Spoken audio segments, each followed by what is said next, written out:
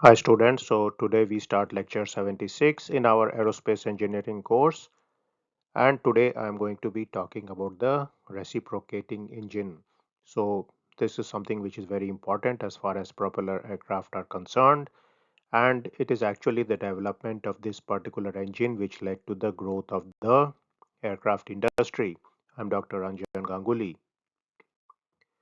So let us look at typical airplanes which often fly around. So you will see that most of the airplanes which are actually flying around are these light, low speed aircraft. And these aircraft are essentially propelled by internal combustion engines. These are engines which have reciprocating petrol engines or gasoline engines. Now in these engines what happens is that the piston moves back and forth, and therefore the piston reciprocates inside a cylinder, and that's where the word reciprocating comes from, because of the back and forth movement of the piston. So essentially whenever you see a small propeller aircraft, it's very likely that it's propelled by a reciprocating engine. So today we are going to look at the mechanism about how this engine generates power, work, and so on. Now what happens in this particular engine is that the fuel air mixture is created and then it is combusted, and because of this combustion process taking place, power is generated, and this results in the to and fro motion of the piston. The piston is connected to the shaft, and the linear motion of the piston is converted to the rotational motion of the shaft and then to the rotational motion of the propeller, which essentially generates the thrust which powers the aircraft forward. Remember that in cruise flight, thrust will be equal to drag, and that's how the propeller aircraft moves forward in flight. Now let's start looking at the basic nomenclature of the reciprocating engine. So what happens here is that the engine is somewhat like this. This is a schematic. So you have the cylinder, which I have shown in this brown coloring, and then you have the piston, which I have shown in this blue coloring here. Now what happens is that you have the intake manifold from which the air can come in. We also have the exhaust manifold from which the air, the exhaust gases and so can go out. And there are two valves here. The intake valve is here and the exhaust valve is here. So these valves control the flow of air or the gases from inside to outside and outside to inside the cylinder. Now this particular volume here, this is given by this letter V. This is the volume between the top of the piston cylinder and the face of the cylinder. So it's essentially this rectangular region here, or if it's a cylinder, the cylindrical region here. Now what happens is that the intake will take in the fuel air mixture. You have combustion taking place inside this region, and then the exhaust is going to throw the burned gases out. So that's the basic process, but we are going to look at the details of this process from the thermodynamic perspective to get a feeling about what is the power or the work being generated by this particular device. So essentially this engine has four strokes, and so we are going to look at this four stroke engine. Let's start with the intake stroke. So in this case what happens is that the piston moves down and the intake valve is opened, and then the petrol air mixture or the fuel air mixture comes into the cylinder here. Now at the bottom of this intake stroke, the intake valve will close and the compression stroke will begin. So what happens is that at the end of the intake stroke, you have this volume of fuel air mixture which is sitting inside this region here inside the cylinder. And of course what has happened is that you have started at this point 1 and you have gone to this point 2.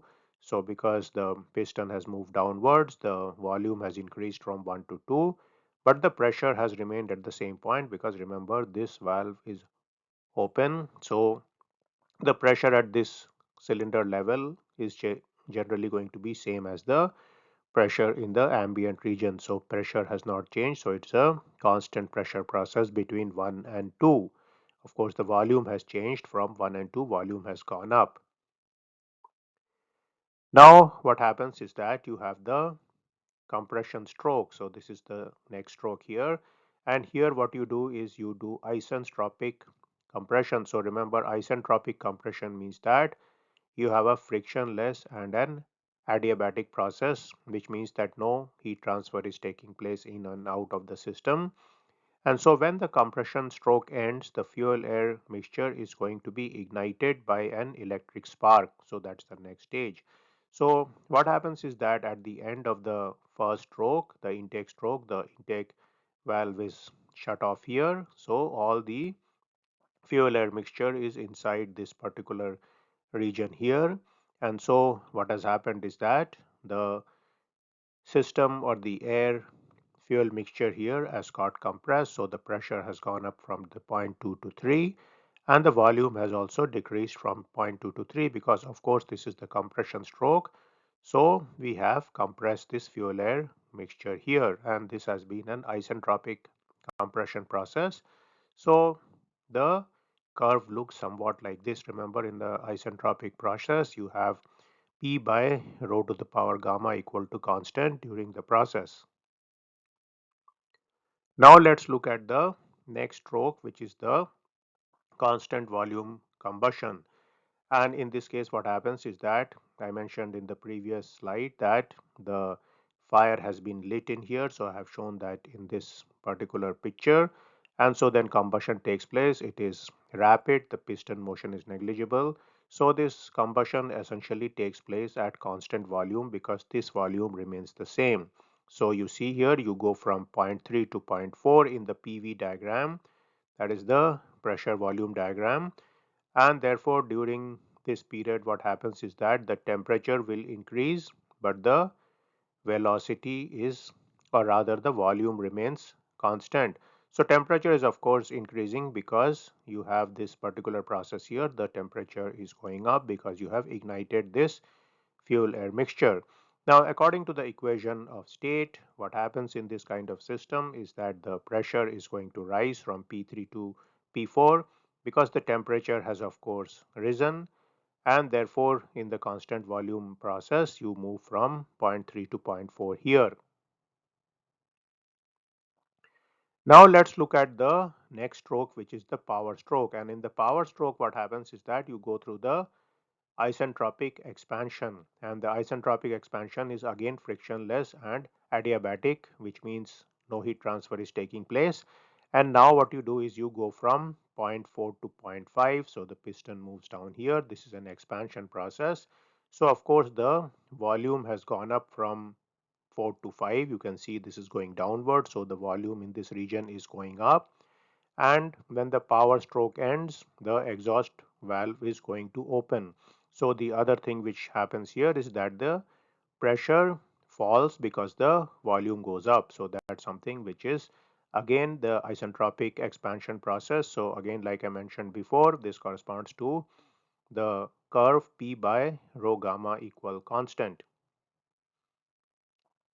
So now you have the exhaust stroke. So when the power stroke ends, the exhaust valve is going to open. So this is the exhaust valve. This has opened. And so all the air mixture which is there is going to go out of here. And so the pressure in the cylinder is going to go back to 2. So you will have the pressure going back to this point. So point 2 and point 6, the pressure is going to be the same, and then you are back in this position which you were at the end of the intake stroke. So again, this is the situation here. This is the fuel air mixture in the cylinder. Remember, the burning has taken place, and now the fuel air mixture can go out through the exhaust system, and you essentially have returned to the point 1. So what we can now do is that we can combine all these particular strokes we saw before. Let us write down the strokes for clarity. So we had the intake stroke, the compression stroke, the power stroke, and the exhaust stroke. So these are shown here. From 1 to 2 we had the intake stroke, from 2 to 3 we had the compression stroke, from 4 to 5 we had the power stroke, and from 5 to 6 or 5 to 2 again we had the exhaust stroke. So these are important facts to remember. Remember that is this is the PV diagram or the PV curve. which is often used in many thermodynamic processes. And also remember these two regions here, these are essentially constant volume processes, and these two curves here, these correspond to the isentropic processes. Now, of course, you know from basic physics and thermodynamics that if we want to calculate the work done by the gas, we can calculate it by taking the equation delta W is P into dV. Now, V is on this axis, so if we were to take a small increment in V here, the volume, then you would essentially get this region here, and then if we multiply that by P, we are going to get the dW corresponding to that particular small change in volume.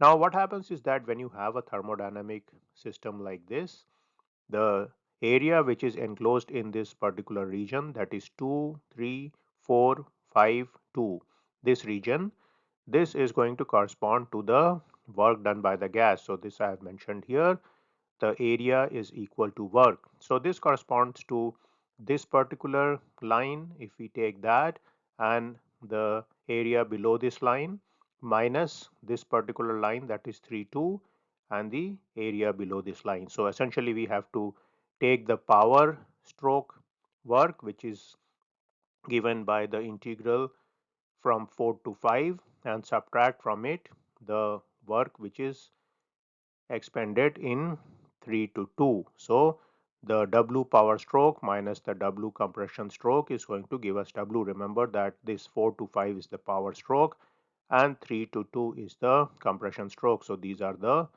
important things here. The compression stroke was something we were doing, and the power stroke is something which the engine was doing for us. So let's write this thing down mathematically. So the W power stroke is going to be the integral from V4 to V5 P dV, and the compression stroke W is going to be the integral V3 to V2 P dV, and then we have to subtract these two integrals, and that is going to give us the area inside this particular PV cycle, which is the work done by the gas. So that is W. So remember that W corresponds to the work which is done in this particular thermodynamic cycle. So that's something which is very important, because now that is going to help us get to some formulas about how much power is being generated by the engine, and then we are going to be able to estimate the power available from the engine for the propeller aircraft. So let us get something known as the indicated power IP.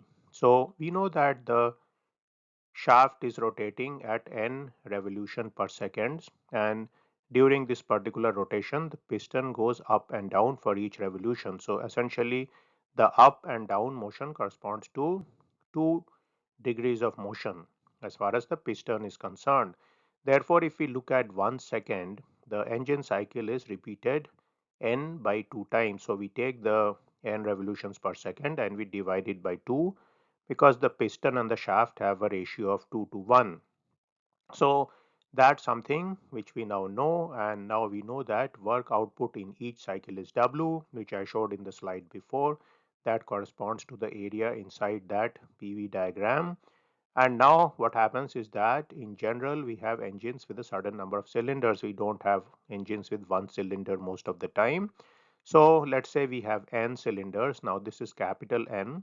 So the indicated power is going to be n by 2 into n into W. So remember the small n corresponds to the engine shaft rotation speed. The capital N corresponds to the number of cylinder. The W corresponds to the thermodynamic work.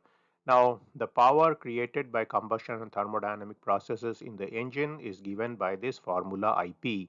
So this formula IP is very important, because this is the power which is coming from the engine to us through the shaft.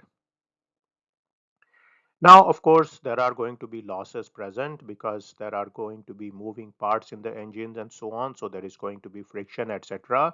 So what we do is that we say that the shaft brake power P is some mechanical efficiency into that IP I showed in the previous slide. Now typically of course this eta mech is going to be less than 1. This is the mechanical efficiency, because like I mentioned, there are frictional losses there. You have a rotating machinery type system, so there are going to be various losses taking place due to the parts which are moving. So this is going to be somewhat less than the IP which is coming to you.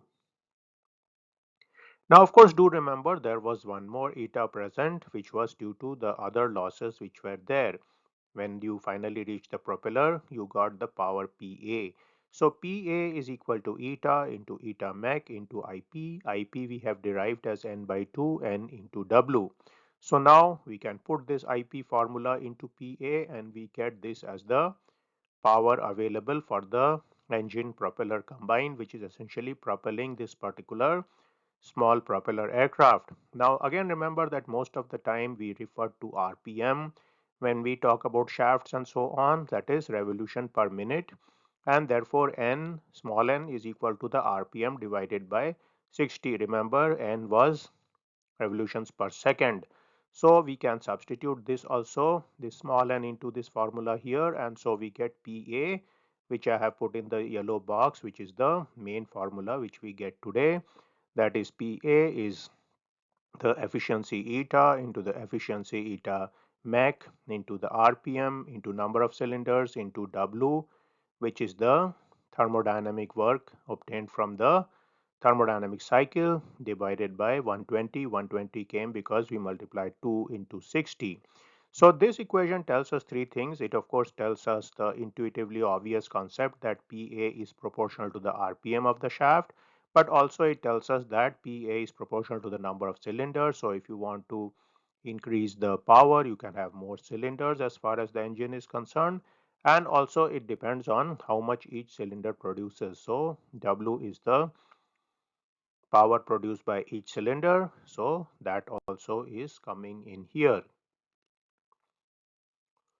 So let us summarize what we have discussed today. We see that these kind of four-stroke reciprocating piston engines are often present in the small lower speed propeller aircraft. Now if you go to higher speed aircraft, they will often be using turboprops that we will look at in some lectures down the road. But as far as most of the small planes you see, like I mentioned in some of my previous lectures, the crop dusters you see, the trainers and so on, these rely on these kind of piston engines because these aircraft tend to be really cheap, or rather cheap I should say, and there are a plethora of small and medium sized companies which actually are able to make these particular aircraft. Also remember that a lot of UAVs are also using these kind of propulsion systems because they are also in that small propeller aircraft category, except that they do not have a pilot. Now we saw that the piston cylinder engine combined, it uses the fuel air mixture combination. So it's essentially something which is running on gasoline or petrol, and the reciprocating motion of the piston, which is a linear motion, is then converted into rotary motion which drives the shaft, and then that in turn rotates the propeller. So that's something to keep in mind. Now there are some gearing systems and all involved in the process. This is more of a mechanical engineering type of process. So as far as the engines are concerned, the shafts are concerned, the gearing are concerned, the propeller are concerned, a lot of this is a exercise in high level mechanical engineering because a lot of manufacturing complexities are there, a lot of machine design is involved in terms of all these particular technologies. Of course, we are covering this in our aerospace engineering course because as aerospace engineers, you need to at least have a basic knowledge about the different systems which are there in different type of aircraft. So when we start with the smallest aircraft, the propeller aircraft, then we have to consider these kind of reciprocating piston engines. Now this formula is very important. It's worthwhile to remember this. So it clearly tells you that the available power depends on the efficiency. So one thing you can do to increase power is maximize the efficiency. It also depends on the RPM of the shaft. Then of course you can have more cylinders as far as the piston engine is concerned. And of course you can try to have better engines in terms of the volume of the engine and so on, so that you can produce more power out of each thermodynamic cycle. So that was the lecture for today, and we got introduced to the starting phase of propulsion, which is the propeller. And remember that when aircraft first came out, the particular engine which I discussed here was very much required, the internal combustion engine, because before that there was the steam engine and so on, and it was simply too heavy to really power these kind of aircraft. So the internal combustion engine was good enough to power various aircraft, and a plethora of propeller aircraft were developed because of that. Now later when the jet engines came up, then the turbofans and turboprops came up, you could have much more powerful propeller engines or propeller aircraft and so on. So in the next lecture, I'm going to start discussing the jet engine, and then we are going to look at the conditions which are really the derivative of the jet type of engine, which is the turbofan and the turboprop. And then we are going to move to ramjets and rocket engine. So I'll end my video now, and I will see you in my next video. See you then.